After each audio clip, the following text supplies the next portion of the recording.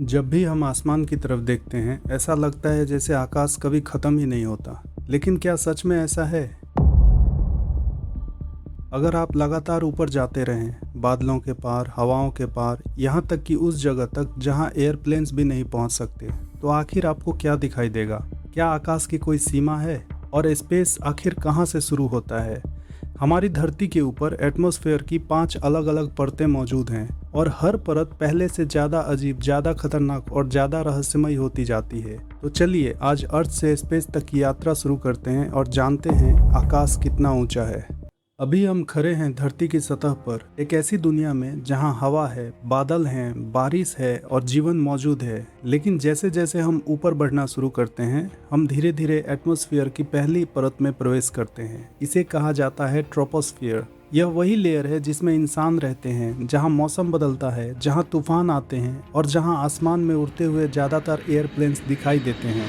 लेकिन यह तो सिर्फ शुरुआत है। ट्रोपोस्फियर एटमॉस्फेयर की सबसे निचली लेयर है और इसकी शुरुआत धरती की सतह से होती है। यह लेयर लगभग 12 किलोमीटर तक फैली होती है और एटमॉस्फेयर की लगभग 75% हवा इसी के अंदर मौजूद होती है। हम जो बादल देखते हैं, बारिश, तूफान, बर्फबारी, ये सभी घटनाएं इसी लेयर में होती हैं। यही वजह है कि ट्रोपोस्फियर को वेदर लेयर भी कहा जाता है। जैसे जैसे हम ऊपर जाते हैं टेम्परेचर कम होता जाता है, इसलिए ऊंचे पहाड़ों पर इतनी ठंड पड़ती है। कॉमर्शियल एयरप्लेन्स भी ज़्यादातर इसी लेयर के ऊपरी हिस्से में उड़ते हैं क्योंकि यहाँ हवा कंपैरेटिवली स्टेबल होती है। लेकिन ऊपर बढ़ने पर एक अजीब चीज़ होने लगती है, आसमान का रंग धीरे धीरे बदलने लगता है। क्या आपने कभी सोचा है कि आसमान का रंग नीला ही क्यों दिखाई देता है? असल में सूरज की रोशनी सफ़ेद दिखती जरूर है, लेकिन उसके अंदर कई अलग अलग कलर्स मौजूद होते हैं। जब यह रोशनी एटमॉस्फेयर में प्रवेश करती है तो हवा के छोटे छोटे पार्टिकल्स इस लाइट को हर दिशा में स्कैटर करने लगते हैं। ब्लू कलर की वेवलेंथ बाकी कलर्स की तुलना में छोटी होती है, इसलिए वह एटमॉस्फेयर में ज़्यादा फैलती है और इसी वजह से हमें पूरा आसमान नीला दिखाई देता है। लेकिन जैसे जैसे हम ऊपर जाते हैं हवा पतली होने लगती है, पार्टिकल्स कम होने लगते हैं और स्काई का ब्लू कलर धीरे धीरे डार्क होने लगता है। यही कारण है कि बहुत ज़्यादा ऊंचाई पर पहुंचने पर आसमान लगभग काला दिखाई देने लगता है। ट्रोपोस्फेयर के ऊपर शुरू होती है एटमॉस्फेयर की दूसरी लेयर, स्ट्रेटोस्फेयर। यह लेयर लगभग 12 से 50 किलोमीटर की ऊंचाई तक फैली होती है। यहाँ पहुँचते ही एक बड़ी चीज बदल जाती है। अब यहाँ लगभग कोई वेदर नहीं होता, न बारिश, न तूफान और न ही बड़े बादल। इसी वजह से यह लेयर काफी स्टेबल मानी जाती है। कुछ हाई स्पीड जेट एयरक्राफ्ट इसी लेयर के निचले हिस्से में उड़ते हैं ताकि उन्हें खराब मौसम का सामना न करना पड़े। लेकिन स्ट्रेटोस्फियर की सबसे महत्वपूर्ण चीज है ओजोन लेयर। यह एक इनविजिबल शील्ड की तरह काम करती है जो सूरज से आने वाली खतरनाक अल्ट्रावायलेट रेज को एब्जॉर्ब कर लेती है। अगर यह लेयर मौजूद न होती तो शायद धरती पर जीवन संभव ही नहीं होता। ओजोन लेयर एटमॉस्फेयर में मौजूद एक खास गैस से बनी होती है जिसे ओजोन कहा जाता है। इस गैस का काम है सूरज से आने वाली खतरनाक अल्ट्रावायलेट रेडिएशन को रोकना। ये रेज इंसानी स्किन, आँखों और प्लांट्स के लिए बेहद नुकसानदायक हो सकती हैं, लेकिन ozone layer in harmful rays का ज़्यादातर हिस्सा एब्जॉर्ब कर लेती है, जिससे धरती पर जीवन सुरक्षित रह पाता है। साइंटिस्ट का मानना है कि अगर ओजोन लेयर अचानक गायब हो जाए तो कुछ ही समय में धरती पर लाइफ के लिए हालात बेहद खतरनाक हो सकते हैं। इसलिए ओजोन लेयर को अक्सर अर्थ्स प्रोटेक्टिव शील्ड भी कहा जाता है। लेकिन एटमॉस्फेयर की यात्रा अभी और भी अजीब होने वाली है, क्योंकि अब हम एटमॉस्फेयर की उस लेयर में प्रवेश करने वाले हैं जहां आसमान में आग बरसती है, जहां हर दिन अंतरिक्ष से आने वाले पत्थर जलकर खत्म हो जाते हैं।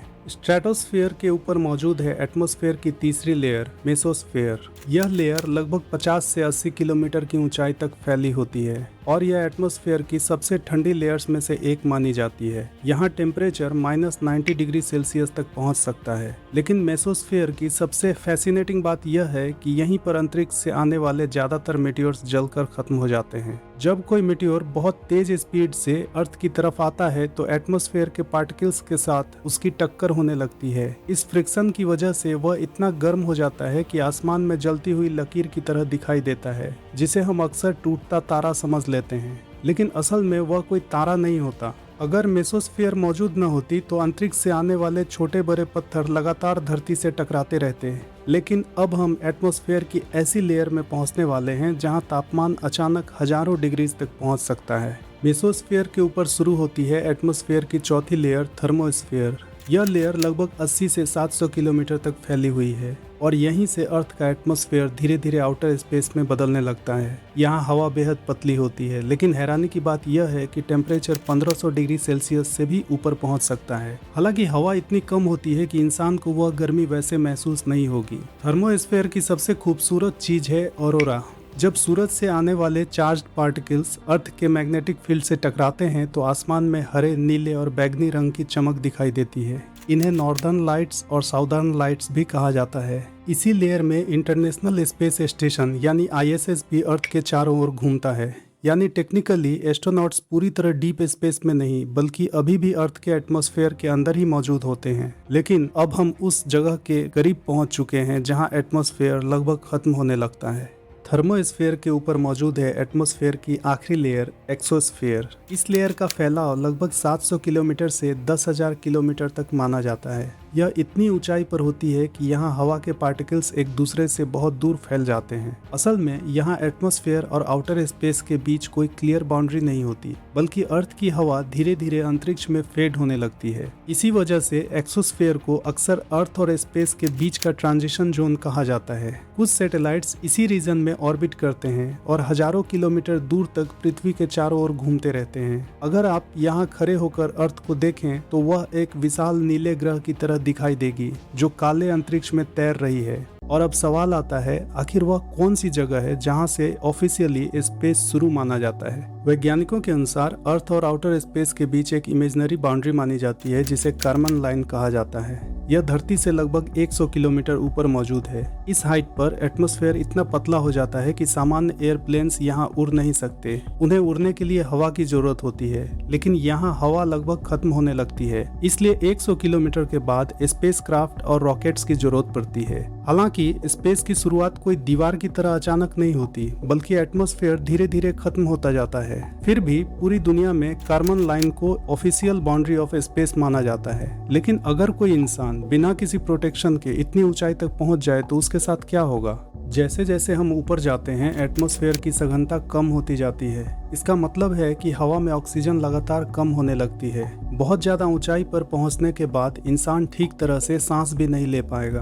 कुछ ही समय में शरीर में ऑक्सीजन की कमी होने लगेगी और इंसान बेहोश हो सकता है। लेकिन समस्या सिर्फ ऑक्सीजन की नहीं है। ऊपर एटमॉस्फेयर की सघनता कम होने की वजह से टेम्परेचर और रेडिएशन का असर भी बेहद खतरनाक हो जाता है। बिना प्रोटेक्शन के शरीर एक्सट्रीम कोल्ड, हार्मफुल रेडिएशन और लो प्रेशर को सर्वाइव नहीं कर सकता। इसलिए एस्ट्रोनॉट्स को स्पेशली डिजाइंड स्पेस सूट्स पहनने पड़ते हैं जो उन्हें ऑक्सीजन, प्रेशर और टेम्परेचर कंट्रोल प्रोवाइड करते हैं, क्योंकि अर्थ का एटमॉस्फेयर ही असल में हमारी सबसे बड़ी सुरक्षा ढाल है। धरती के चारों ओर घूमने वाले सभी सैटेलाइट्स एक ही हाइट पर मौजूद नहीं होते। डिफरेंट सैटेलाइट्स अलग अलग कामों के लिए अलग अलग ऊंचाइयों पर ऑर्बिट करते हैं। कुछ सैटेलाइट्स अर्थ के काफी पास रहते हैं ताकि वे हाई क्वालिटी इमेजेस और फास्ट कम्युनिकेशन प्रोवाइड कर सके, जबकि कुछ सैटेलाइट्स हजारों किलोमीटर दूर ऑर्बिट करते हैं ताकि वे लगातार अर्थ के बड़े हिस्से को ऑब्जर्व कर सकें। इंटरनेशनल स्पेस स्टेशन लगभग 400 किलोमीटर की हाइट पर घूमता है, जबकि GPS सैटेलाइट्स इससे कई गुना ज्यादा दूर मौजूद होते हैं। लेकिन इतनी ऊंचाई पर भी अर्थ की ग्रेविटी पूरी तरह खत्म नहीं होती। असल में ग्रेविटी अनंत दूरी तक फैलती है, इसलिए सैटेलाइट्स लगातार अर्थ की तरफ गिरते रहते हैं। लेकिन वे इतनी तेज गति से आगे बढ़ रहे होते हैं कि वे गिरते हुए भी अर्थ को मिस करते रहते हैं और इसी वजह से वे ऑर्बिट में बने रहते हैं।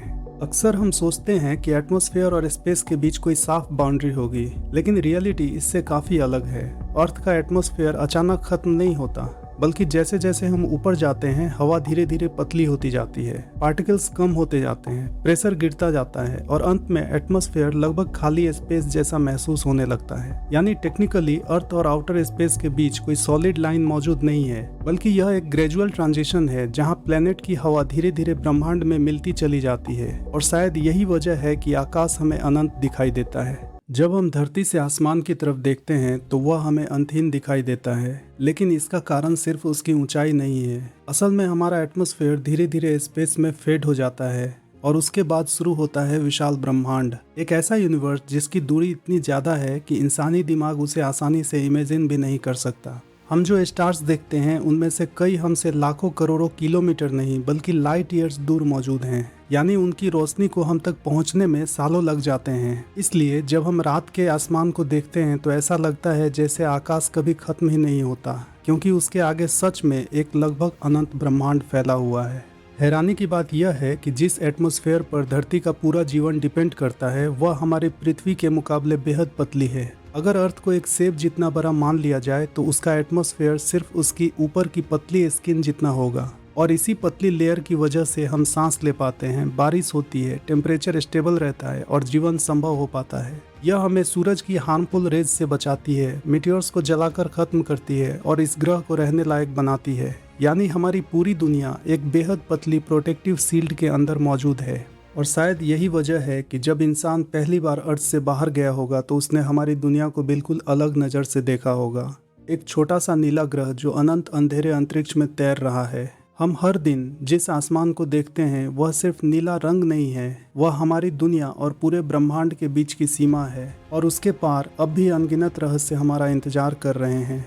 लेकिन फिलहाल आप जान चुके हैं कि आकाश कितना ऊंचा है। अगर आपको यह जर्नी पसंद आई हो और कुछ नया सीखने को मिला हो तो वीडियो को लाइक करें और ऐसे ही इंटरेस्टिंग साइंस फैक्ट्स के लिए चैनल को सब्सक्राइब करें। मिलते हैं अगले वीडियो में किसी और इंटरेस्टिंग टॉपिक के साथ। तब तक के लिए बाय एंड टेक केयर।